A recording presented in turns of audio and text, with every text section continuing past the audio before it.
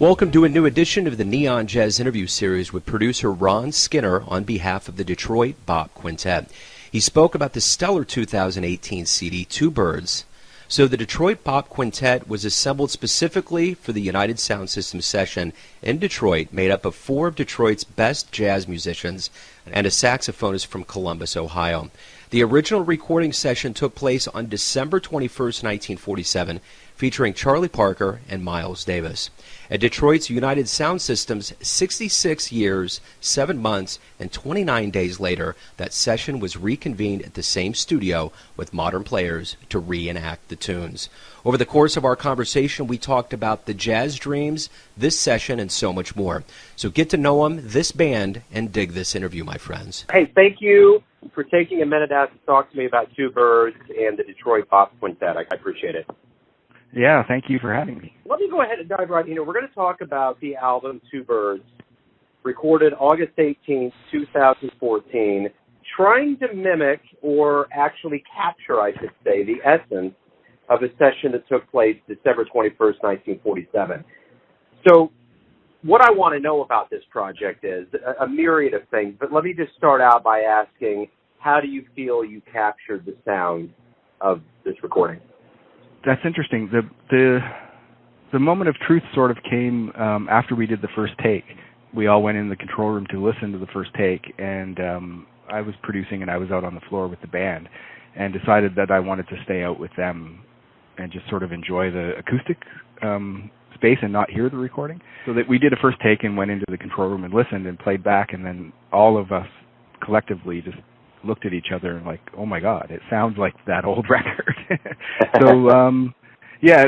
So that was like the moment of truth, and it was kind of the moment that I was dreading, I was worried about, like, is this going to actually work? And it's interesting because I don't think it really came down to the room, right? The space that these musicians were in. How could it sound any different, right?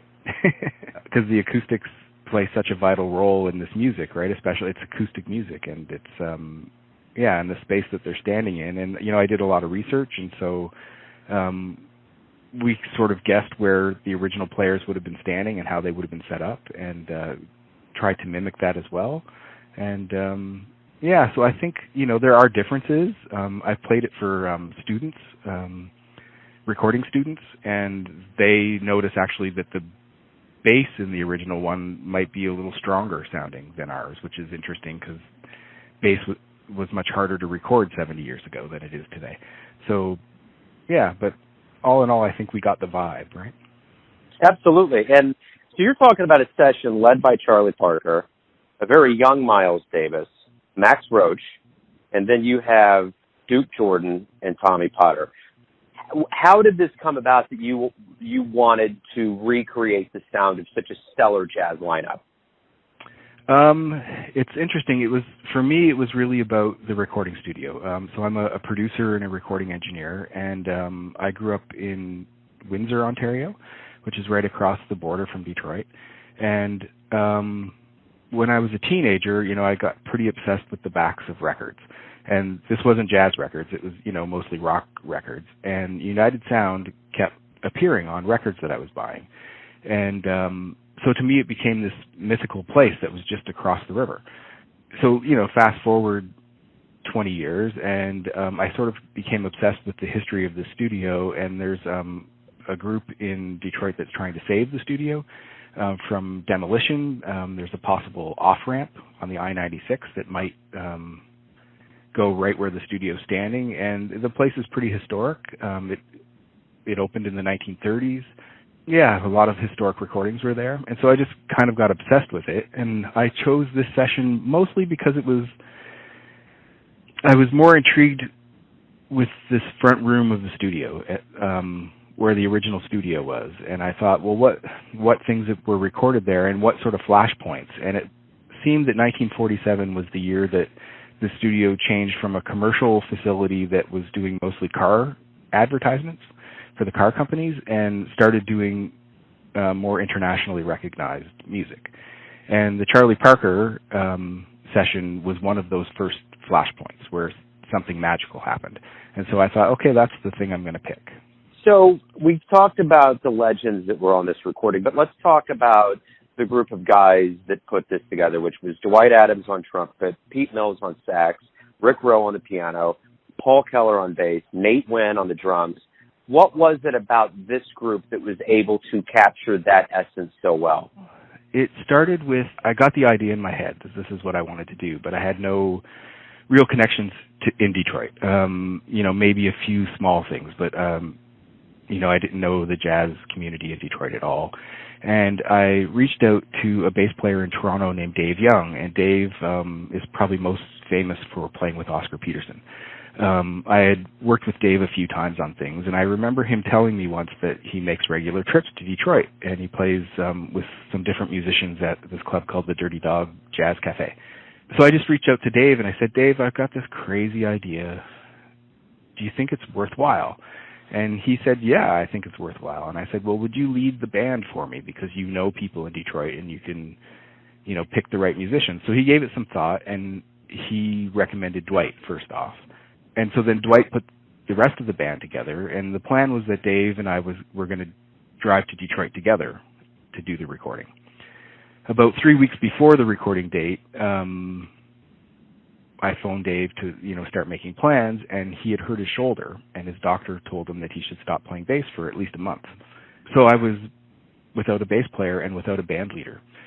So I was thinking I was going to cancel the session, and I was introduced to Paul Keller, and Paul took over on bass and sort of saved the day. So in terms of the musicians and why they were chosen, it was really, it was Dwight, right, that chose the rest of the band. So it was going to be Dave Young coming up from Toronto, and then Dwight, picked the other players, and then Paul came in at the last minute to save the day. Very cool. So your recording session, capturing the original recording session, happened 66 years, 7 months, and 29 days later. So what I want to know from you is this. What has happened in the world of jazz that's been positive that has made jazz a richer world to listen to since that time? Well, I'm no expert, but I would definitely say the thing that's great about time is that you have the experience of all those years, and the tradition keeps growing, right, and keeps getting new influences, but they still have those original influences. So as long as those original influences keep getting passed down, they kind of keep morphing and changing. So it's kind of like, as a music fan, the best time to be a music fan is now, right? But in 50 years from now, it's going to be even better, because you're going to have 50 more years of music to listen back on, right? So I think that's it, and the traditions, like still being able to present this music in a modern way. Like the recording that we did, the first conversation I had with Dwight, he said, so are we doing a lift, or do you want this note for note? And I said, no, that's the last thing I want. I said, this needs to be you. And it's not about, so much the recording in terms of the notes that were played. What I'm trying to capture is a feeling, right, and a vibe, and just as an experiment, right? Can this be done today and match something that was done 70 years before or 66 years before? Yeah, and so that's what really, I think, made the musicians even more interested in the project, because then they were like, oh, I can be myself and, take my experience into these 3 minutes of songs. So let me ask you this. We're coming from Kansas City, the home of Charlie Parker, and, there's a timelessness that goes into all these guys. In fact, tonight there's going to be a big show at the Folly Theater here that's going to be a retrospective on Miles Davis's life. And then you look at all these other guys like Max Roach and Duke Jordan. All these guys have a timelessness to them. I mean, we're still talking about them as if they're still alive and relevant these days, kind of talking about recreating this recording. What is the timelessness of these guys that will continue forever, that will make them relevant? Yeah, that's another tough one. It's quite extraordinary, though, because what you just said really quite like Charlie Parker. It feels like he's alive, right? Like it feels that his music is very much alive. And when you listen to those records, and jazz musicians, when they talk about jazz musicians from the past, they talk about Charlie as if he's in the room with them, right? So it's this really strong line that happens, right? And it's quite extraordinary,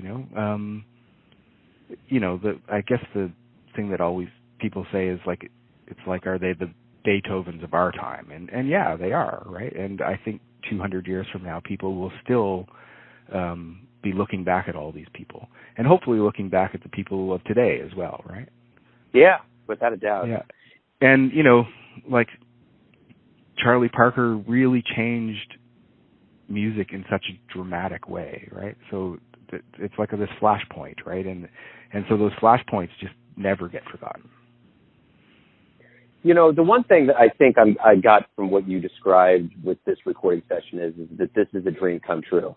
This entire recording session, you're looking over towards Detroit. This was a dream for you. Yeah, and it's funny that I didn't really know it was the dream, right? Like when I was younger, I was much more interested in the punk rock records that were made in that studio than a jazz record, right? But it was kind of like, I was just fascinated with this idea. I didn't even know what United Sound looked like until 10 years later when I, drove across the border and went to the place and just looked at it from outside. So it was all just in my imagination, right? And so, yeah, it's a dream come true just to work in that room and to sort of talk to a lot of people about the tradition. So my research it was kind of a couple years of research. I met a gentleman named Ed Wolfram, who was a Motown recording engineer, and in the early 70s he was the head engineer at United Sound. And so I got to know him really well, and he helped me understand the way that they made records.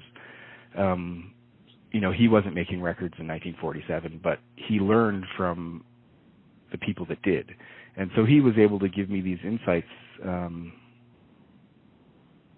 that I could have never learned, right, without this project. So, yeah, it was definitely for me a dream come true. It's interesting, too, because the band members, they were only together in that room for maybe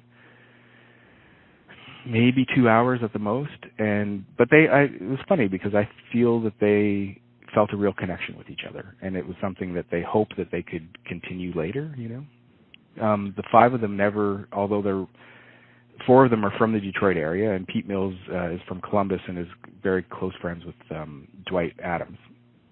They had played with each other in different bands, but the five of them never played together. And that was the very first time that they did it. And the first take of the first song that we did is what's on the record. And they didn't rehearse. They just said, well, let's run it down and see what happens. And that's side A of the record. Beautiful. So, yeah, it's pretty spectacular. Yeah. And I think they all looked at each other and said, hey, we've got something here, Yeah. So hopefully we can do more, Sure.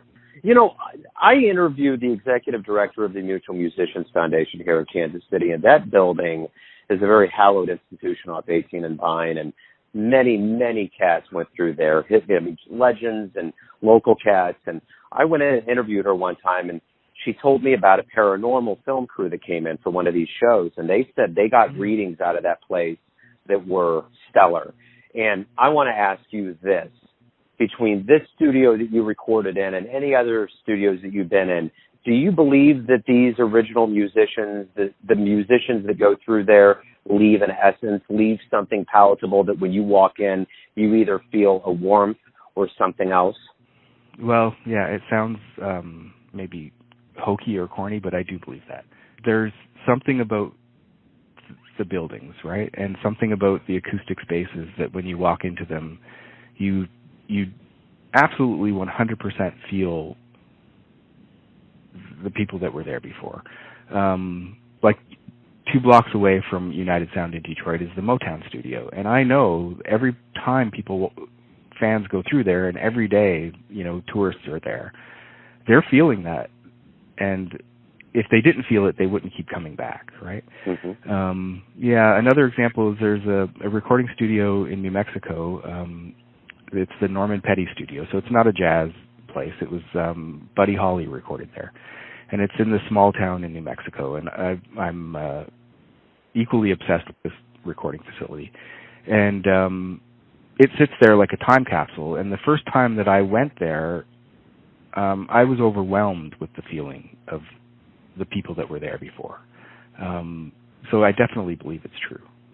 And so I think that's, the main reason why we need to find the places that were important and save them and make sure that they're there for generations forward, right? And that magic can continue to happen, right? And so I think it's really, it's much more than just a building, right? It's a place where art was created, and music's a different thing, right? It's waves going through the air, right? The sound waves going through the air, and it's like that. Those sound waves never actually leave, right? They're still there, vibrating the walls, and so I think that's what makes it even more special, right? These historic buildings. Absolutely. Did you ever see the documentary that was on? I believe it was on Netflix, and it was where Nirvana recorded Nevermind and Fleetwood Mac recorded this. Yeah. That's something that keeps going through my brain as we talk about this right now, because that was such a well-produced and put-together film. Yeah. And, so anyway, what I want to ask you, this is my final question for you is, since we've talked about dreams come true, and it's for what I see in jazz, from the musicians all the way to all of these iconic and regular recordings that come around, it really is a land of dreams. So I want to ask you this. What is your next jazz dream? Oh, boy. My next jazz dream is, I have one, so that's good. I have a couple, but I live in Toronto, and I'm in the process of moving from Toronto to a small town. And my jazz dream is to make jazz records in one of the churches in this small town. So that's my current dream. And aside from that, I have another Detroit Bob Quintet project that I'm hoping to convince the guys to do. It's just, getting them together and finding the right idea and the funding, of course, to do it. But those are my two current dreams. Beautiful. Those are great dreams, man. Hey, Ron, thank you. Thank you for opening up about this album. It's a beautiful album. Actually, it's very rare it's not too rare, but it is rare for me to play a track before I actually talk to the band or reach out. That I like this so much, I was like, this is going on. Like, after I heard it, it was going on that week's show. It's that good. So I appreciate, that's amazing. Yeah, I appreciate you putting it out there. And no, go ahead. Yeah, no, that's amazing. I was going to say, Pete Mills and Dwight, the whole band, they're just stellar, right? They're just, and so it's all them, right? Yeah, without a doubt. So I will be playing more of it on the show. But Ron, thank you for opening up about this album and your life and music. I appreciate it. Thank you. Thanks for listening and tuning in to yet another Neon Jazz interview, where we give you a bit of insight into the finest players in Detroit, Kansas City, and spots all over the world, giving fans all that jazz. And thanks to Ron for recreating the magic and for his time. If you want to hear more interviews, go to Famous Interviews with Joe Domino on the iTunes Store. Visit neonjazz at youtube.com. And for everything Neon Jazz, go to the neonjazz.blogspot.com. Until next time, enjoy the jazz, my friends.